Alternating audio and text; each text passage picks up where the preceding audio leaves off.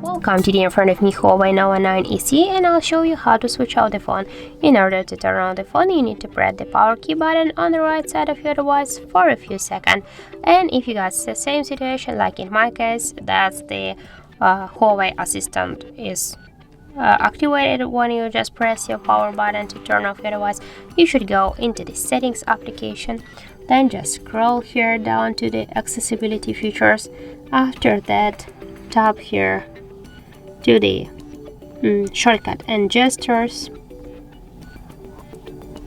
Oh no. So sorry. Shortcut and gestures. Click here to voice.